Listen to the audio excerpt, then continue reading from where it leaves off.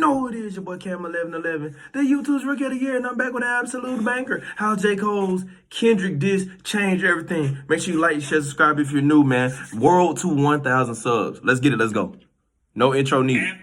Happy Sunday. Happy Sunday. To respond to Kendrick Let's go. Insane verse on Future And J.Cole did. While Drake is still dodging the studio, yes, he is. J.Cole has answered to Kendrick, and he didn't just come with a diss song of his own, but he released an entire new record titled Might Delete Later, yes, and with did. Cole right now being in the biggest feud that he has ever been in his career. The question everybody's asking is, did Cole take a lead against Kendrick in this beef so far, or did he fold under the pressure? Now, when we No, he did definitely didn't fold, but he didn't take the lead either. What this record is trying to do in its entirety. As J. Cole has been teasing this project for the past few months through cryptic snippets on social media accounts, he has already laid this album out to not just tease what will be coming for his final album, The Fall Off, but from Might Delete Later's dark production to Cole's demeanor, which seems much more intense than it has ever been. This LP is here to set a fire in the rap world and serve as a warning to every other MC that they cannot compete with J. Cole, and as Kendrick Lamar just poured gasoline all over. Nah, I ain't gonna lie, y'all. I'm sitting here thinking about it as we watch this video.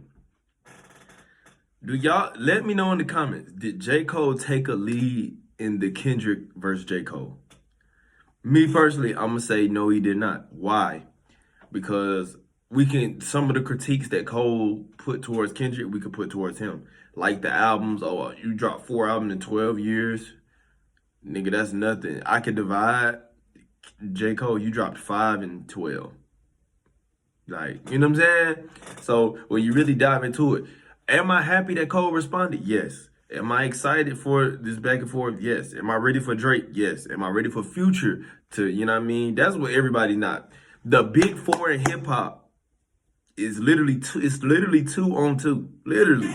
Like, let's go. First, I'm here for it. Raise the stakes of the entire project more. So when it comes to how J. Happy Sunday out there, y'all. As the pressure and tension in the rap game has never been higher. While we need to dive into this project more to see if he was able to get the best of Kendrick, it's obvious that throughout so much of this LP, J. Cole is rapping on a level that we have never seen from him before. True. The J. Cole we see on most of this project is not the typical humble and friendly Cole that we are used to seeing so often. And I don't like that. Instead, we see a hungry, vicious, and aggressive version of the Dreamville leader who truly sounds like he is gonna swing at anything in his way. The combination of this never-before-channeled bravado and Cole's sharp little sword that is flexed throughout the project makes this easily one of his most exciting performances as while you go through the tracks on this album. Hearing Cole in this type of bag just expand and show us aspects of his arsenal that we have never seen before makes this record feel like a training session of the highest magnitude, and you can't stop listening to it. Now, I'm not gonna lie.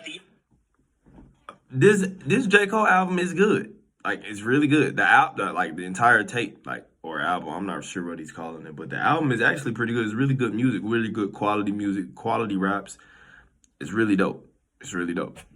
And I am ready for the follow-up, believe it. And you get closer to that final song. You are getting one step closer to seeing how Cole is going to use all the skill we see him flex to enter the ring and fight Kendrick Lamar. Now, right alongside the enthralling performance from J. Cole, what makes this journey towards standing up to his greatest foe so captivating is the production on the record, which is so varied and dynamic. Yet it all manages to feel so grandiose, which ultimately allows the entire LP to have such a distinct atmosphere in its entirety.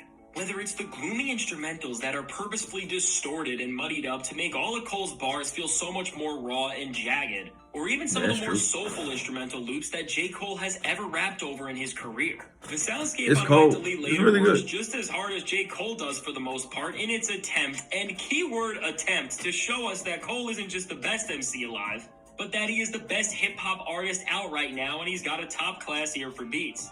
Now, while all of this defines the very identity of Might Delete Later, y'all let me know who y'all rock with. Team Kendrick and Future versus Team Drake or J. Cole. Who y'all rock with? Stand up to Kendrick Lamar after being embarrassed by him for the second time in his career, and while after Kendrick's Control verse came out in 2013, Cole did not have much to say. This time around, he is not shying away from coming at Kendrick, as throughout the entire project, Cole doesn't just prepare his lyrical sword for the final blow. Now, as you go through the track list on Might Delete Later, and many of the cuts get more introspective and tense, Cole throws out some subliminal disses that seem to be targeted at Kendrick Lamar and his most recent verse, but aside So let's from jump this, into it. Cole did something pretty diabolical on this record by featuring none other than one of Kendrick Lamar's day one collaborators, fellow Black Hippie members, and former Top Dog Entertainment label mate Ab-Soul on the track Pie. And while Soul does not diss Kendrick on this record, just having what used to be one of his closest friends on this project is honestly an evil move from Cole. And with there being rumors that Kendrick has had some tension with TDE ever since he left the label in 2022.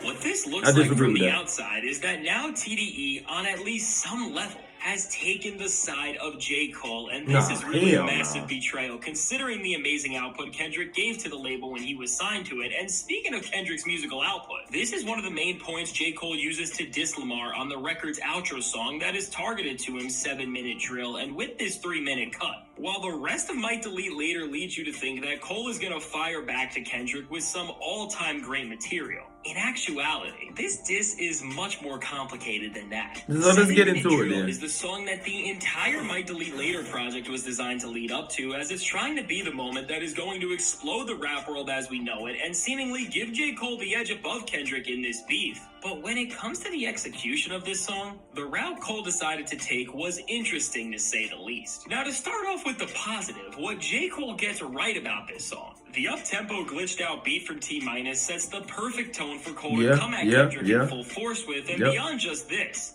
from the confidence to the bravado, J. Cole presents himself in a way that is still on brand and collected to someone. Yes, he does. But for his standards is so hostile and battle-ready, and with the entire project working to set this up, this moment feels like a fulfilling climax until Cole actually begins to go in on Kendrick. Now, as Cole begins the first verse on this cut, just in the second line, he alludes to the current state of Kendrick Lamar's career and artistry with the bar. He fell off like The Simpsons, which is obviously implying that Cole believes that Kendrick has fallen off. Yeah, that's crazy. We dive into this bad take. As the verse rages on in the next bar, Cole attempts to destroy Kendrick with the lines, "Your first was a classic, your last was tragic. Your second put people to sleep, but they gassed it. Your third was massive, and that was your prime. I was trailing right behind, and now I just hit mine." Yeah, that's hard. That's hard. That's hard. It's hard. It's hard. It is hard. Gotcha moment that Cole tried to pull on Kendrick just crumbles for so many reasons. Now, first off, with Cole saying your first album was a classic, well, on the track it says Kendrick's first album. What he's actually referring to is his second album, Good Kid, Mad City, which is the same exact way MGK dissed Eminem in their rap beef, as he mixed up when certain albums came out, and ultimately, with a slip like this, just as Eminem made fun of MGK for not even getting his facts right before coming at him, Kendrick now has the power to do the same thing, but beyond this, Cole says Kendrick's last album was tragic? Now, Mr. Morale and the Big Steppers was not an album that was designed for the clubs, but to call this album tragic I disagree with that too. Has fallen off because of it. I disagree with that too. Blasphemous, as this project had such a greater impact than just being a huge popular commercial record and making Cole sound even more ridiculous. He then says, referring to Kendrick's second album, To Pimp a Butterfly, that it put people to sleep and they overhyped it, which I could sit here and get mad about this, but this is such a subjective way to throw out a diss that it's not even worth it. And then with Cole going on to say that Damn was when Kendrick peaked, as it was such a massive record. Going back to him calling Mr. Morale and the Big Steppers tragic. If he's basing this off of the success of an album, Mr. Morale literally outsold the off-season first week, so from Cole getting the timeline wrong, not sticking to a criteria to define greatness, and just speaking his unpopular opinions and trying to push them as fact, this just feels lame. Now, Cole is still able to pick things back up, as he boasted why he's not ahead. About the run he is on, which is definitely a fair point considering how dominant and great of a feature artist he has been. And then as he disses Kendrick's Grammys and calls the awards show meaningless, I gotta say, that was a genuinely great call out, but then the verse begins to plunder again as Cole resorts to just making fun of Kendrick Lamar for not dropping enough music, which, considering the quality of whatever that was my problem. The second half of the song, Cole once again alludes to the lack of music from Kendrick with the line, 4 albums in 12 years, I can divide, which is a reference to one of Jay-Z's disses at Nas on his song Takeover, and I think we all know what happened after Jay-Z drops Takeover. which was, of course, Nas clapping back at Jay and humiliating him with the song Ether. Now, I'm not superstitious, but J.Coles seemingly falling into the same trope that got MGK embarrassed in his feud with Eminem and then interpolating a line from the song of the rapper who lost in the most iconic beef in hip-hop history just makes it seem like did Jay-Z really lose that battle, y'all? Cole's disses. He has put the writing on the wall for himself to just get destroyed at this point when Kendrick eventually decides to clap back. Oh, Now, no. it's really frustrating because even with all this, I don't think this diss is horrible musically between the T-minus No, beat it's in not. the It's first not. half and the Conductor Williams one in the second, and also, Cole dropping a line like, I'm fully loaded, I can drop 2 classics right now is genuinely great, but overall, when you look at this verse in its entirety and see all of its flaws, there is no reality where what Cole did on 7 Minute Drill is No. better than what Kendrick Lamar did. Absolutely on Like not. That. That's my Now, point. with that said, Kendrick Lamar has to respond to this, and I do think that he will, whether he makes another appearance on Future and Metro Boomin's upcoming second album, We Still Don't Trust You, or he releases a song or even project of his own, because now, with Cole not just releasing a diss that, while not great, still has everybody talking, and on top of that, giving us an entire project of some of his most inspired Y'all let me know what y'all think, material, though, most y'all. hip-hop fans will still Y'all let refer me to know what y'all Kendrick as think. I'm not gonna lie. Kendrick has to respond. Cole dropped the ball because a lot of the critiques we could put on him. Is it a good? Okay, my bad. Is it a good diss? No, right?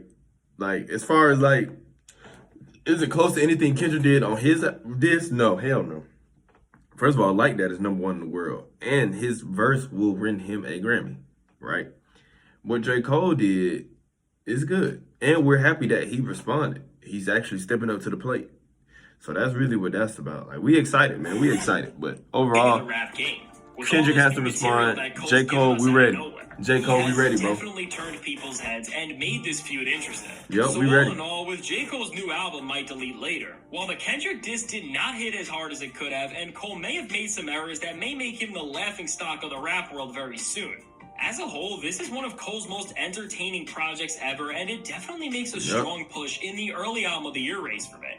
So let me know, what do you think of J. Cole's Kendrick diss and his new album as a whole? And if you want to see every single rapper who is Yeah, I'm not actively gonna lie, beefing man. What's called crazy is Kendrick, Cole, Future, Drake, the Fantastic Four of hip hop right now in the last decade, the last 15 years. We ready. Make sure you like, share, subscribe if you're new. Y'all let me know. Y'all get in the comment box, man. Y'all let me know what y'all think. Y'all know I'm responding. Y'all know I get in there. I get in there good. Without further ado, I'm signing out. Y'all love.